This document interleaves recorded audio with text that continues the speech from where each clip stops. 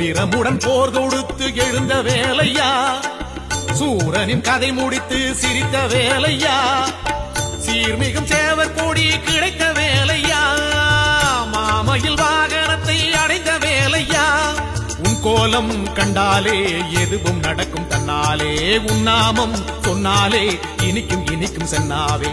அழகன் என்றோமே, முருகன் என்றோமே, அபயம் என்றோமே, அருளை கொண்டோமே. அழகன் என்றோமே, முருகன் என்றோமே, அபயம் என்றோமே, அருளை கொண்டோமே. திருச்செந்தூர் ஆண்டவனே முருகையா, திருப்பங்கள் அருள்பவனே குமரையா.